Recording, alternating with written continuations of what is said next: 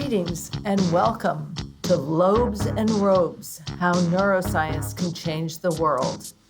This podcast is sponsored by the American University Center for Neuroscience and Behavior and explores the links between neuroscience and key policy questions today. I'm Susan Carl, a professor of law at American University Washington College of Law, and I will help lead discussions throughout our series along with Dr. Terry Davidson, Director of the Center for Neuroscience and Behavior at American University and a distinguished professor of neuroscience here. This podcast is for anyone interested in how scientific discovery can make the world a better place. Thanks for listening.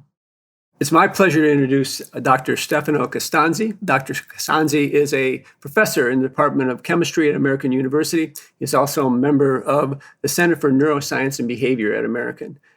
Formerly, he had a position as staff scientist at the National Institutes of Health, National Institute of Diabetes and Digestive and Kidney Diseases.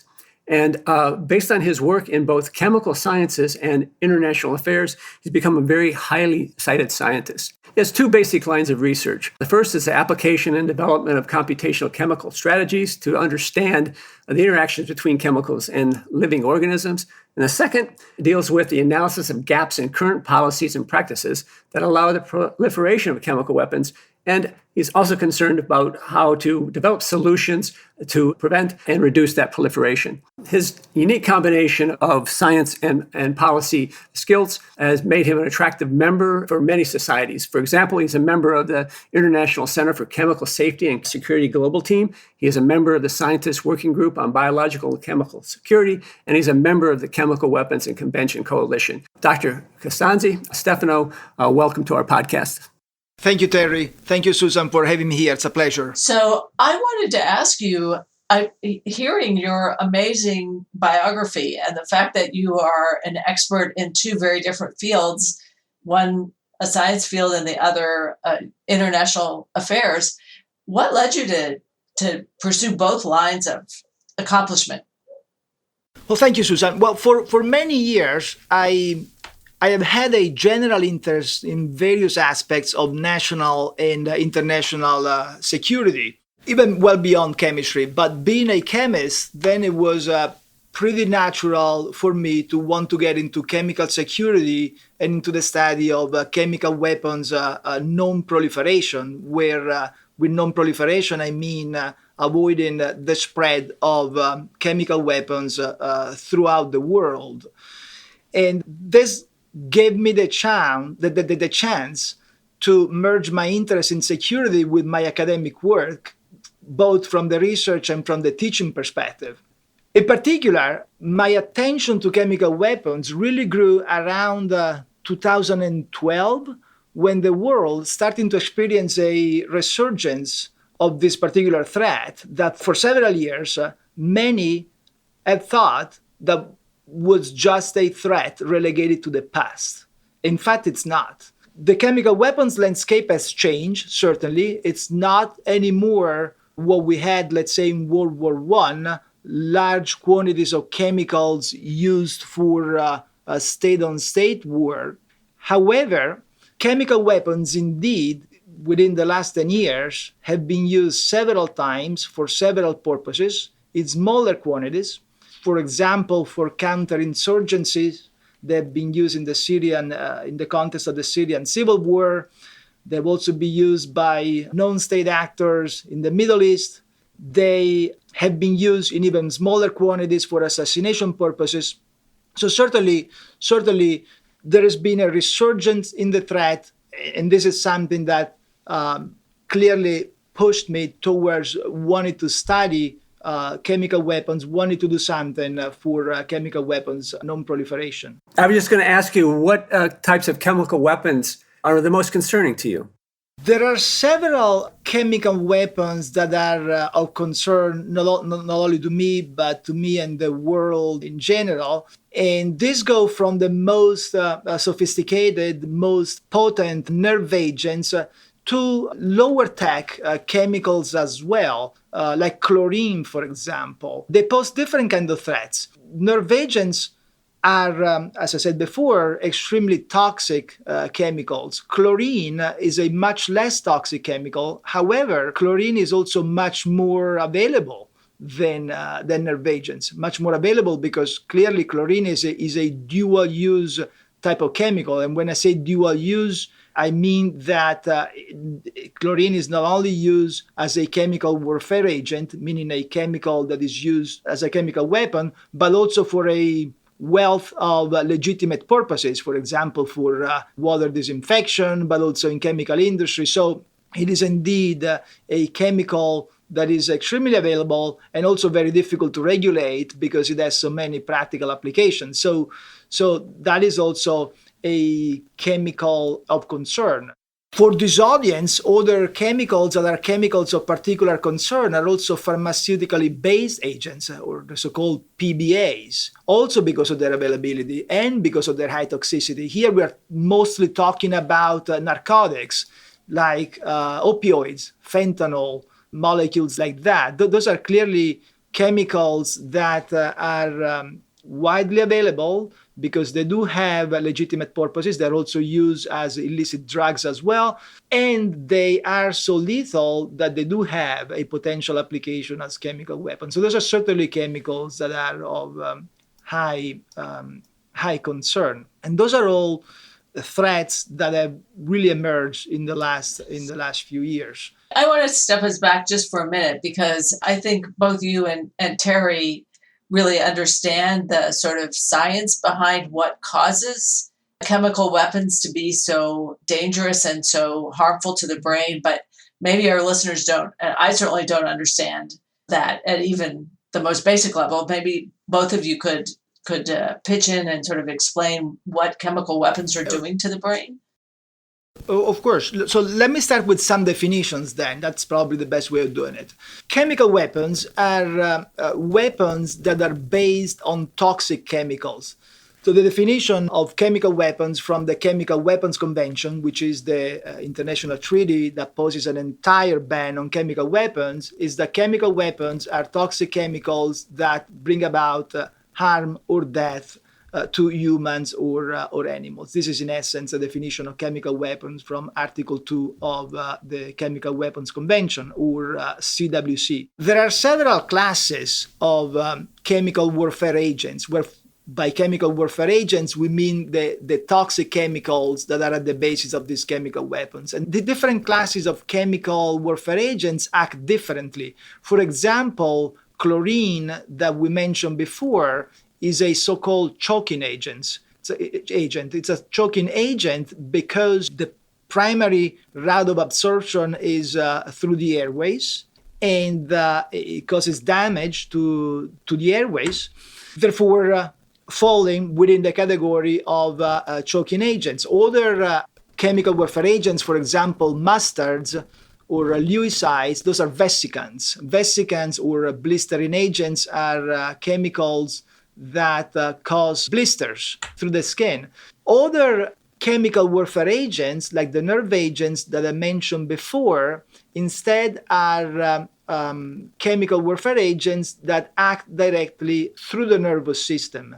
In particular, nerve agents act by blocking the ability of the body of breaking down a key neurotransmitter for the functioning of the nervous system. This neurotransmitter is called acetylcholine. And essentially, acetylcholine is a neurotransmitter that is ubiquitous. It has a function in all of the branches of the nervous system, including the central nervous system, the various branches of the peripheral nervous system. And there is an enzyme, which is called acetylcholinesterase, that breaks down acetylcholine as soon as this neurotransmitter is released at the synapse. This is very important so that the nerve impulse becomes very punctual. You have a nerve impulse, acetylcholine is degraded by acetylcholinesterase, and the nerve impulse stops right there. Well, nerve agents block the ability of that enzyme to do so. And so acetylcholine remains out there. The nervous system, all of the branches of the nervous system essentially keep firing. And eventually, as a countermeasure, the system shuts down entirely. So at the beginning, you had this overexcitement of the nervous system. So you had twitching of the muscles, for example. You have secretions. You have high activity of the central nervous system that brings about seizures. And then eventually, everything shuts down. There is paralysis. There is respiratory arrest, which is typically the primary cause of death when victims are untreated. Some of the nerve agents that people will be familiar with, for example, will be sarin or soman, cyclosarin. Those are all part of the G family or G class of nerve agents. These are nerve agents that were discovered by the Germans prior to World War II and during World War II, so the 1930s, beginning of the 1940s. And then other chemicals that probably many in the audience will be familiar with are the V class of nerve agents, such as VX, for example, or Russian VX. These are later nerve agents which were developed during the Cold War, both in the Western Bloc and the Soviet Union. Those are nerve agents. Nerve agents also that have become, that have had quite a great deal of public attention in recent years, in the last couple of years, are the Novichok nerve agents, for instance. Those are also nerve agents that were developed later in the Cold War, beginning in the 1970s in the Soviet Union. The whole story about the Novichoks in the public domain began in March of 2018 with the Skripal poisoning. Sergei Skripal is a former Russian military intelligence agent that has defected to the West. He was in the United Kingdom, in Salisbury, and in March of 2018, he was poisoned there together with his daughter Yulia with a Novichok agent. So the Skripals were brought to the hospital in Salisbury, where at the beginning the thought was perhaps they had an overdose of opioids. But it soon became evident that that was not the case, that in fact the Skripals had been poisoned with a nerve agent. And fortunately, the Skripals were treated promptly and very efficaciously at the Salisbury Hospital. They both survived the attack. Biomedical samples from the Skripals were analyzed in the United Kingdom, as well as by other laboratories. And it became evident that the nerve agent that was used to poison the Skripals was not one of the more mainstream nerve agents, those that we mentioned before, either a G agent or a V agent, but instead it was one of these nerve agents belonging to this Novichok class. Are those easy to get, or are they highly restricted? All nerve agents are very restricted, clearly, also because they are extremely toxic. We are talking about chemicals that just a few milligrams are sufficient to kill a person of average weight. So these are all chemicals that are extremely restricted and that are not certainly easy to get. They're not necessarily easy to prepare either, also because due to their toxicity, they require highly specialized laboratories, even to synthesize small quantities of them without the chemists working on them killing themselves in the process. So there are certainly chemicals that are not easy to get. Talking about the restriction, one thing to be very clear here is that there is a blanket restriction posed by the Chemical Weapons Convention on the use of all chemicals for chemical warfare agent purposes. So any chemical that is used to exploit its toxicity against humans or animals, that is banned entirely by the Chemical Weapons Convention. So that doesn't really matter whether or not the chemicals appear in one of the several lists in the several international frameworks for the control of chemical weapons. Any chemical that is used against humans or animals is completely banned. So Novichoks were also banned back then when they were used. Certainly was not something that was permissible. The Novichoks are called organophosphorus chemicals. And I know that many common pesticides, and if you have a lawn care company come to you to treat your garden or your lawn, they have a lot of organophosphates in those pesticides and in those lawn care treatments. Is there a difference between what's in Novichoks and what's in those pesticides? All right. So let's say that both the pesticides that you're talking about and nerve agents are organophosphorus compounds. And this means that they are organic chemicals that contain a phosphorus atom. And those, for those who are more technical, are typically divided into phosphonates and phosphates. And typically, nerve agents are phosphonates. Certainly the nerve agents of the G class, the nerve agents of the V class. Novichoks are both phosphonates and phosphates, but they're also organophosphorus compounds. The phosphonates are closer in structure to canonical nerve agents. The phosphates are a bit more different. But the main difference here then between the organophosphorus compounds that are used as pesticides and those that are used as nerve agents are their toxicity. Clearly, those that are used as pesticides are much less toxic to humans. And also, generally speaking, pesticides also have a tendency not to cross the blood-brain barrier, so as to have a less of an effect, at least, on the central nervous system, and these other chemicals that we were talking about have. The line between nerve agents and pesticides, however, is kind of blurred. In fact, when the Germans discovered nerve agents in the 1930s, they were working on pesticides. They stumbled upon these organophosphorus compounds that were more toxic than the others, and therefore the particular line was then developed in order to enhance the toxicity and have nerve agents of increased lethality. So essentially, it is a question of how lethal they are. And for those who are chemists, this has to do with the structure-activity relationships. Essentially, it's like in the pharmaceutical domain, when you have a molecule, by tweaking the structure of the molecule, you can increase the potency, you can direct the activity in one direction or in another.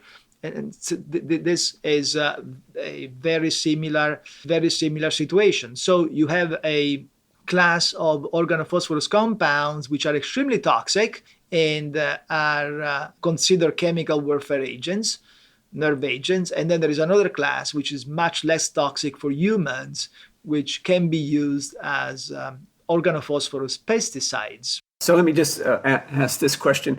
So we don't have to worry about pesticides as being necessarily harmful as long as we follow the directions, I guess. What you're also saying, it's impossible then for a person to buy pesticides in enough quantity where they could convert them into a really harmful weaponized chemical. Yes, that's correct. It is essentially impossible for a person to get a pesticide and convert it to a nerve agent, because that's not the way it works. They're both organophosphorus compounds, but they're clearly not the same chemical. They have the same mechanism of action in many regards. They inhibit acetylcholinesterase, but there are certainly differences in the potencies, in the route of absorption, and in the way that they affect with humans. And even within pesticides, there are different, there is a scale. There are some pesticides that are more harmful to humans and some that are less harmful to humans. And research, the regulations of pesticides is continuously evolving so as to make sure that only those that are safer are in fact allowed for general use. And there are some that are allowed for general use, some that are allowed, in more specific situation for pesticides. One thing to mention here, talking about Novichox, is the fact that because Susan asked why did they become of interest to me. One of the reasons that they became of particular interest to me is that Novichok agents were not explicitly covered by the Chemical Weapons Convention schedules prior to the Skripal incident. What does this mean? Well, the Chemical Weapons Convention has 3 schedules of chemicals. These schedules of chemicals are not an exhaustive list of chemical warfare agents because, as I mentioned before, any chemical that is used against any toxic chemical that is used against humans or animals is to be considered a chemical weapon. However, these Chemical Weapons Convention schedules are there in order to support the treaty's declaration requirements and verification regime. The Chemical Weapons Convention is a particularly strong treaty. It's very strong not only because it poses a complete ban on chemical weapons, not only because it enjoys almost universal embracement, having a total of 193 state parties, so there are only 4 countries that are not state parties to the Chemical Weapons Convention, but also because it has declaration requirements and verification regimes, meaning that the state parties to the Chemical Weapons Convention are mandated to declare which of the chemicals that are deemed to be of particular concern for chemical weapons purposes they have. The schedules are divided into 3 tiers, Schedule 1, Schedule 2, and Schedule 3, where in Schedule 1, essentially there are those chemicals that are considered exclusively or almost exclusively as having a chemical warfare agent purpose or a purpose of being a precursor for the synthesis of chemical warfare agents. For example, you will find all nerve agents in Schedule 1. The other 2 schedules, Schedule 2 and Schedule 3, are chemicals that are more dual use, increasingly more as you go from Schedule 2 to Schedule 3. So chemicals that have not only chemical warfare agent applications, but they also have legitimate applications. In Schedule 3, you have chemicals that are used in very large industrial scales for legitimate purposes. Well, I just wanted to ask you, how do you think this treaty is working? I mean, how are these policies and approaches working in terms of eliminating or reducing the risk of chemical weapons in the world? What grade would you give the world in these efforts? I would give a very good grade to the Chemical Weapons Convention because it is a very strong treaty, as I say, for the reasons that I was mentioning before. It is a complete ban on chemical weapons. It is a complete ban on chemical weapons, not just a ban on the use of chemical weapons. It's a ban on the development, the stockpiling, the trade. So state parties to the Chemical Weapons Conventions can do essentially nothing with chemical weapons. The Chemical Weapons Convention is primarily a disarmament treaty in the sense that the primary purpose of the Chemical Weapons Convention was and still is getting rid of all of the chemical weapons stockpiles that have been accumulated prior to the entrance into force of the Chemical Weapons Convention in 1997. And this is a process that has almost been completed. And the United States is still in the process of, we're still in the process of getting rid of the last remainders of the chemical weapon stockpiles that have been accumulated. There are 2 sites in the US where chemical weapons are currently still being in the process of being eliminated. And the process is taking quite a bit of time because it's done in a way that is very environmentally sound and very safe. And the process will be completed in 2023. Well, that's good to hear. So, what do you think? What are the gaps and holes? What are the next steps? What does the world need to turn to next in terms of?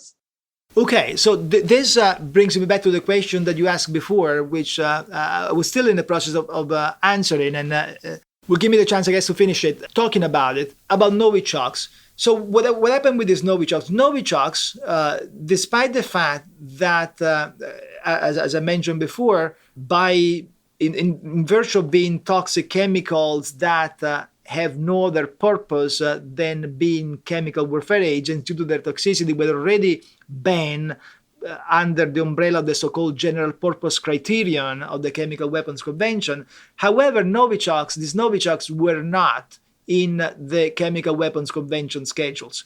So in Schedule 1, you will find, prior to the Skripal incident, nerve agents of the G class, nerve agents of the V class, but no Novichok agents. After the Skripal incident, then 2 proposals were submitted to the Organization for the Prohibition of Chemical Weapons, which is the organization that oversees the implementation of the Chemical Weapons Convention. 2 proposals were submitted to add Novichokes to the Chemical Weapons Convention schedules. And one of the proposals was submitted jointly by the United States, Canada, and the Netherlands. And another proposal instead was submitted by the Russian Federation. The 2 proposals were examined together, and they were voted by the Conference of State Parties to the Chemical Weapons Convention in November of 2019, and this led to the first amendment of the Chemical Weapons Convention schedules since the entrance into force, the first and only amendment of the Chemical Weapons Convention schedules since the entrance into force of the convention. So I've been studying together with my colleague, Dr. Greg Koblenz from George Mason University, the Chemical Weapons Convention schedules and the coverage of Novichokes, the way that Novichokes should be covered by the Chemical Weapons Convention schedule prior, during, and after the process of this amendment of the schedules. And we had outlined, while the process was ongoing, that there was a gap that had been left open in the way that this amendment had been crafted. Essentially, there were some of these Novichok agents that were left out by the schedules. And so we had pointed out this gap, and what happened then, more recently, in August of 2020, as you probably know, there was another poisoning with Novichok agents. I'm referring to the poisoning of Alexei Navalny. Alexei Navalny is a political activist, a Russian political activist, an anti-Kremlin political activist, who was poisoned in August of 2020. He fell ill as he was flying back from Tomsk towards Moscow. The plane had to make an emergency landing. He was treated with atropine in Russia. He was then evacuated upon request to his family to Germany, to Berlin, at the Charité Hospital, where he was treated. Biomedical samples from Navalny were analyzed by German authorities. They were also analyzed by OPCW designated laboratories. And what they found out is that indeed Alexei Navalny was poisoned with a Novichok agent, and was poisoned with a Novichok agent which was not covered by the CWC Schedule 1. So it was not part of the Novichokes that had been added to the schedules after the Skripal incident. And so this is an incident that clearly underlines, highlights the gap that Greg and I had already identified. And we do have a manuscript that is currently under review, where we lay out exactly how a further amendment of the CWC schedules should be crafted in order to give more comprehensive coverage to these agents. So this is one of the things that can be done. Look at the schedules, making sure that everything that should be in there is there. Also, an important thing is the coverage not only of the agents, but also of the precursors for the synthesis of the agents. Precursors are somewhat more difficult than the agents themselves to regulate, because precursors for the synthesis of chemicals are typically dual-use chemicals, meaning that they have multiple purposes, or multi-use chemicals. They not only can be used for the synthesis of nerve agents, but they can also be used for other legitimate purposes.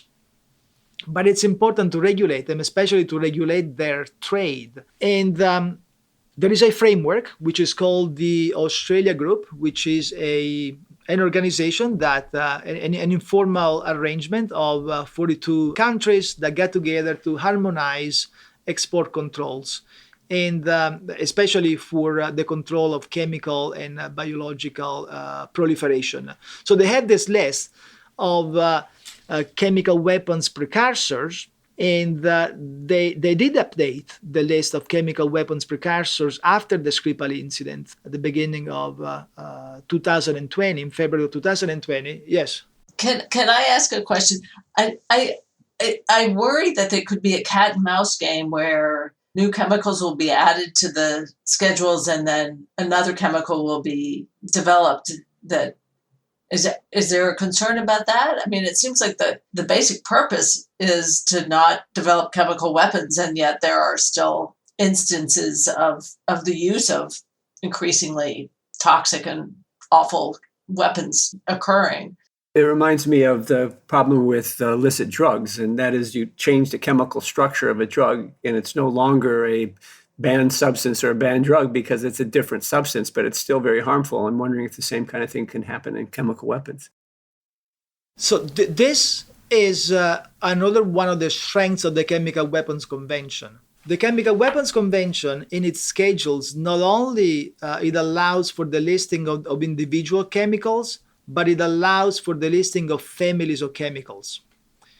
So essentially, when, for instance, to talk about Novichokes, when the schedules were amended to add Novichokes, the joint proposal, the one that was submitted by the US, Canada, and the Netherlands, that added two very large families of Novichokes. These families are very comprehensive, and with just one line, with just one entry, by defining a central chemical scaffold with a number of variable chemical groups attached to it, and giving the range of the chemical groups that are attached to it, this can cover a very wide chemical space. So that if a new chemical belonging to that class gets made at any point in time, that will also be captured by that particular entry. This is very similar to what pharmaceutical companies do, for instance, when they patent a chemical of pharmaceutical interest. They don't just patent that particular molecule, they patent all the chemical space around it, because clearly they don't want any of their competitors to come up with a chemical that is similar in structure to their chemical, but it's a bit different. So the Chemical Weapons Convention schedules have that approach. And that also poses some complications. And with my work, I'm also trying to overcome those complications. The complications are in the fact that clearly for someone who is not a chemist, it is rather difficult to understand whether, or to figure out whether a chemical, a specific chemical, falls within the scope of one of these families of chemicals. I have a question, and it has to do, I think actually Susan might want to ask this question, but I'll throw it out there. And that is, you talked about people who don't have knowledge of chemistry or chemicals, yet they're involved in making decisions about what kind of chemicals should be banned or restricted. I noticed that you're a member, as I mentioned earlier, that a number of, you're a member of a global team and a working group and a convention coalition. And all of those things seem to involve both knowledge of chemistry and chemical safety, and also political or policy issues associated with security. And so you're a unique person in that you have backgrounds in both those things. I take it that that's probably not the way that these committees are set up. Is there a lot of difficulty communicating and talking between the policy people and the chemical people? And also, and follow that up is how did you make the transition where you're the kind of person who can do both? So there are some challenges, and the challenges are mostly due to the language of chemistry, which is extremely intricate and it's extremely convoluted, and it's a language that people who are not chemists or who don't have a significant training in chemistry typically don't speak. And so with my work, in many ways, I am actually trying to fill this gap. Like for instance, with my colleagues, we have annotated with structures and with additional information the chemical weapons control list from several international frameworks. Not only we have published this work on a scientific journal, a journal from the American Chemical Society, but we have also published, perhaps more importantly, this annotated list on a website, on my research website. And this effort aims exactly at wanting to facilitate the communication between chemists and policymakers who work together for the common objective of ensuring chemical weapons non-proliferation. So it makes it easier to communicate, for instance, the difference between the different nerve agents or the difference between different classes of chemical warfare agents and whatnot. It's wonderful that you can work in that, to bridge that divide. I think that's one of the reasons we wanted to talk to you, was because you can talk policy and you can talk science at the same time. So congratulations for that. It's really wonderful. I think we're going to have to wind up, unfortunately. But before we do, any concluding thoughts or comments?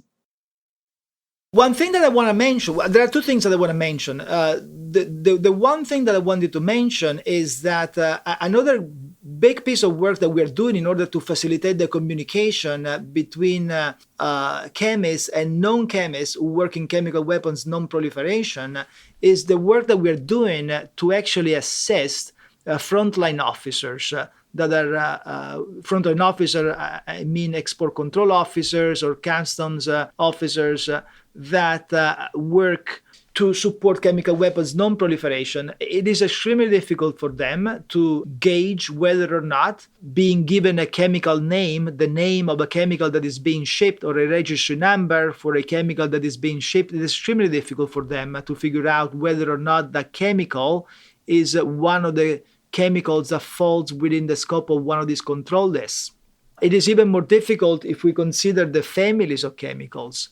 So what we're doing, we are working on a database that will automate this task. This is work that I'm doing in collaboration with the Stimson Center, with a group led by Dr. Rick Cupid from the Stimson Center, which is a think tank in Washington, D.C., and also with Dr. Koblenz, who I already mentioned before. And it is work that is funded by Global Affairs Canada. And we had developed a prototype of this database. In the next phase of the project, we are looking forward to test this prototype in some select jurisdiction to see how much it helps frontline officers in the field and get some feedback and eventually push the development of this prototype into a more mature product that can be adopted worldwide. So that's one thing that I wanted to say. The other thing that I wanted to say as well is, and this going back to the first question and how did I get into the field of chemical weapons and whatnot, remember that I mentioned the fact that in around 2012, there was a resurgence of the threat of chemical weapons, and we've seen many incidents since then.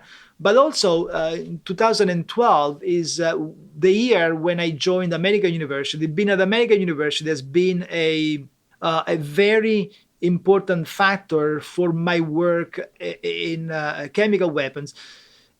Being at American University gave me the chance to interact with many colleagues who focus on various aspects of international security. I am also an alum from the School of International Service, where I got a Master of International Service degree. I had a lot of colleagues who really inspired me here in this work. One of them, for example, is Dr. Dan Gerstein. Dr. Gerstein is a retired U.S. Army colonel. Now he's a RAND at the RAND Corporation. He held very high-level position in U.S. government as a civilian.